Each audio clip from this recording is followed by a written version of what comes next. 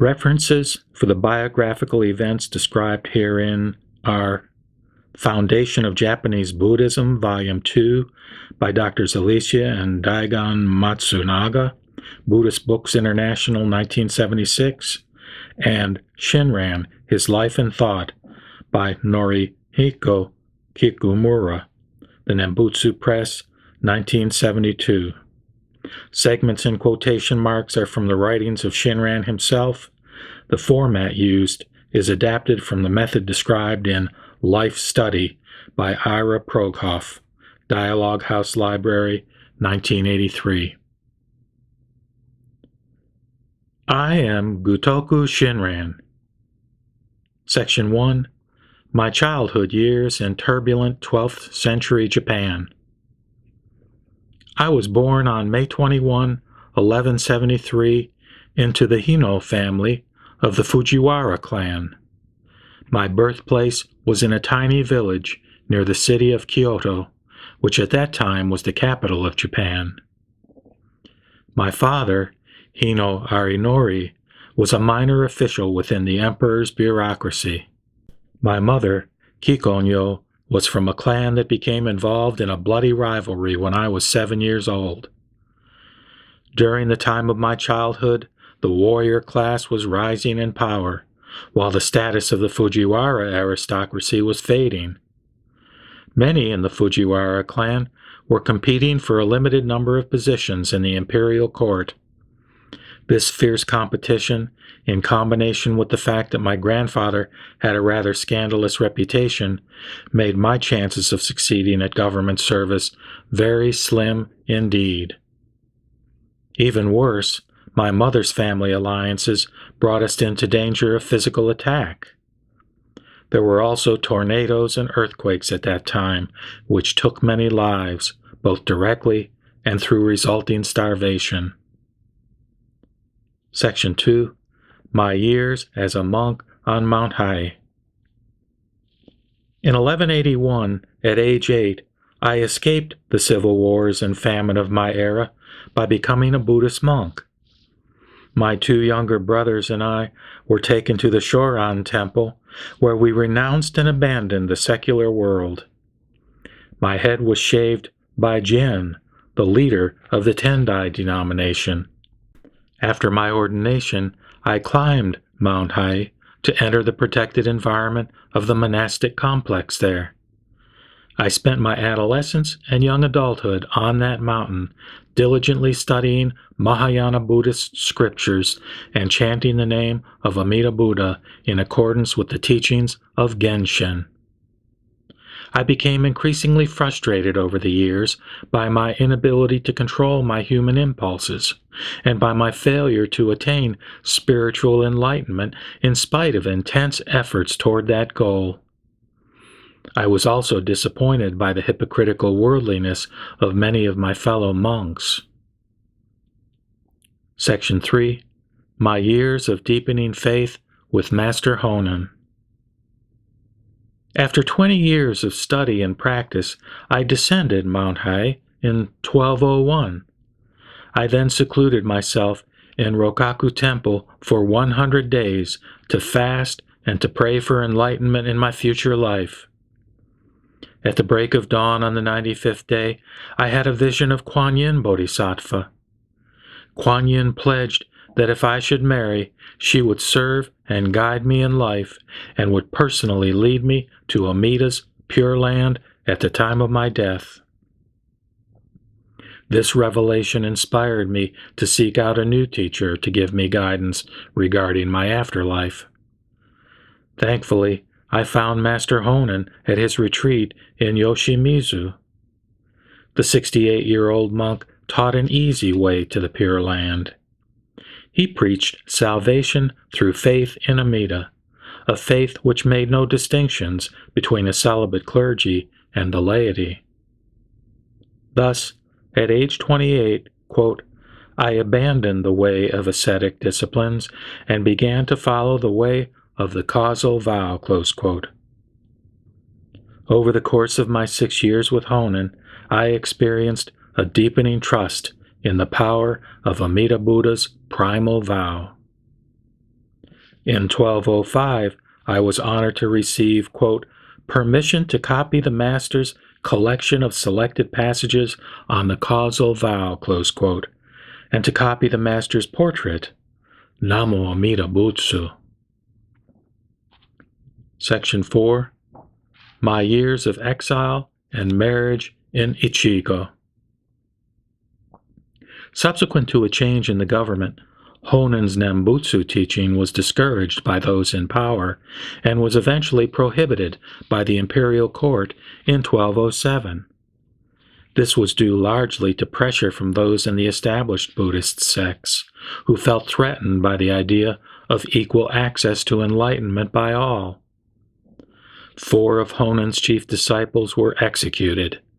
I was among the 6 monks who suffered the humiliation of being defrocked and exiled to a distant province, which resulted in a loss of contact with my master, who was himself exiled to a faraway island.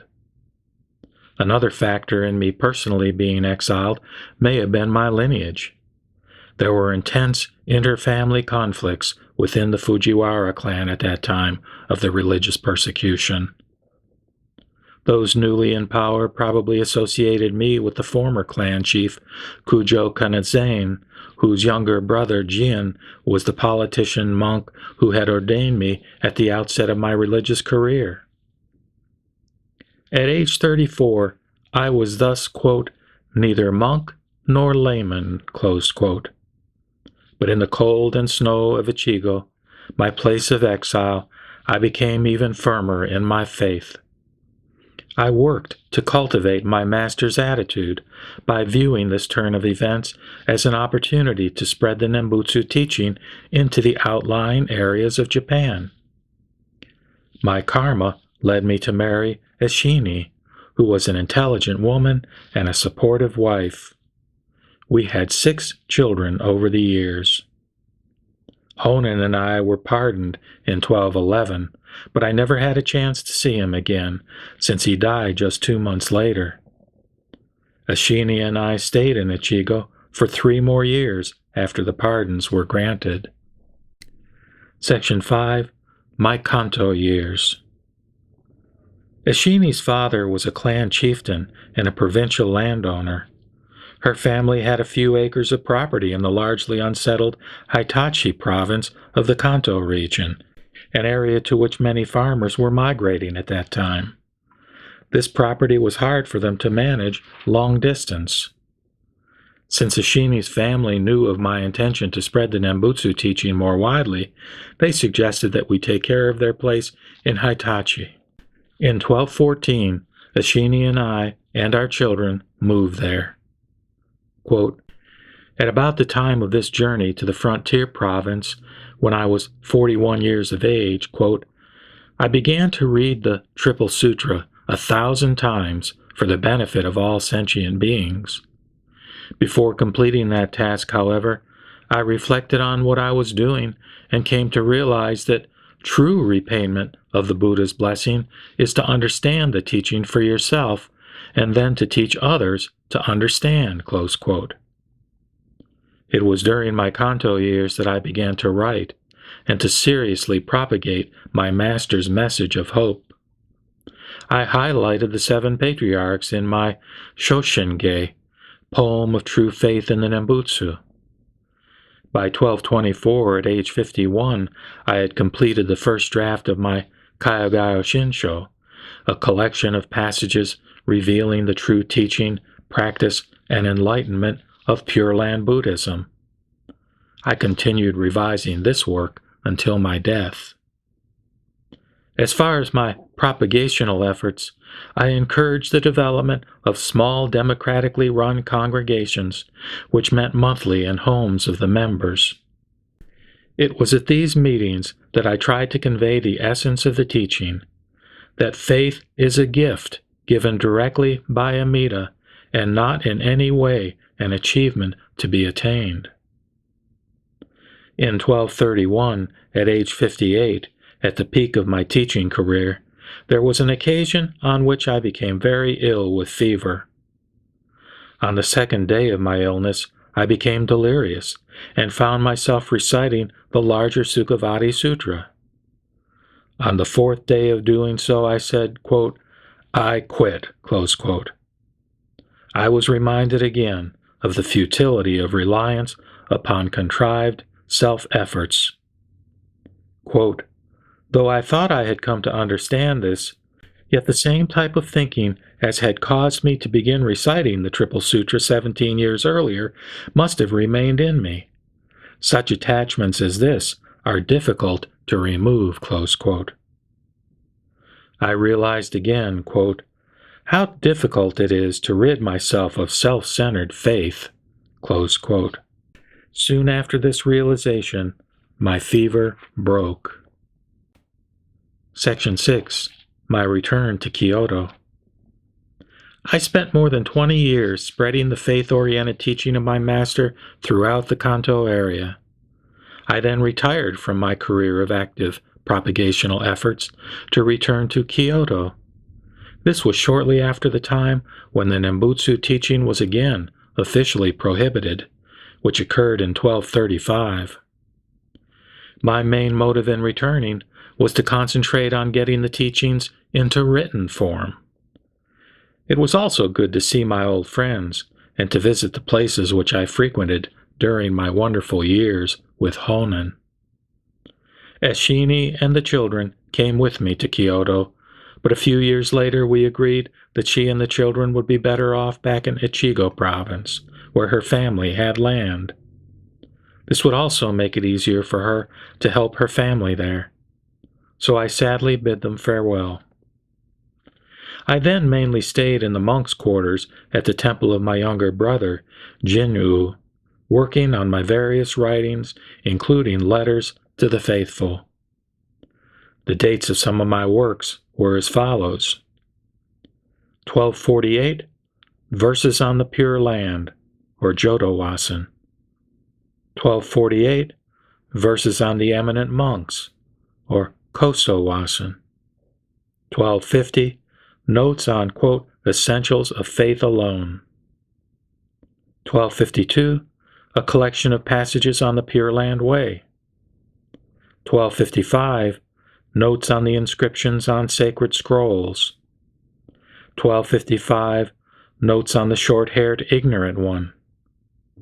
1256, a poem on the gates of entering and exiting. 1256, Notes on the two types of the Buddha's merit transference. 1257, Notes on once calling and many calling. 1258, Verses on the Last Age. Meanwhile, the network of small congregations that I had established in the Kanto area, which worked pretty well when I was there to personally supervise them, unfortunately started to break down about 10 years after my return to Kyoto. This was due to the authoritarianism and greed of some of the group leaders. Some of these leaders also taught heretical beliefs in my absence, such as actively encouraging immoral behavior under the protection of Amida's vow.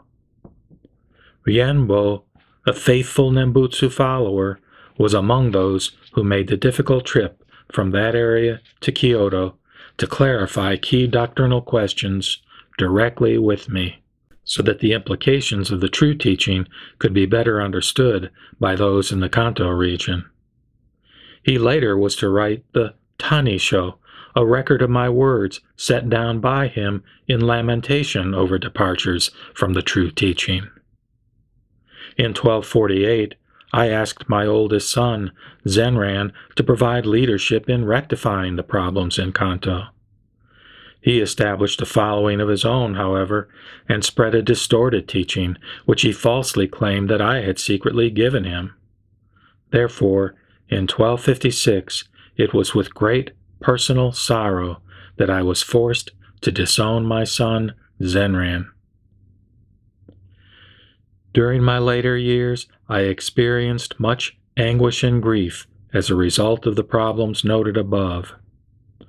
At age 87, 2 years before my death, I reflected and realized, quote, I do not know right from wrong, nor truth from error. With little compassion for others, I wish to be a teacher for the fame and honor to be gained. Such a man am I." Close quote. On November 28, 1262, at age 89, after a period of illness during which I was taken care of by my good daughter Kakushini, I joined my master Honan in Amita's pure land of bliss.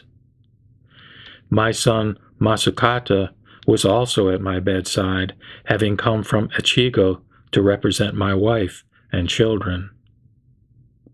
So here I sit, quote, "on the seven-jeweled lotus in the Pure Land, and reserve a seat for you. If there is one who enjoys the Nembutsu, consider that there are two.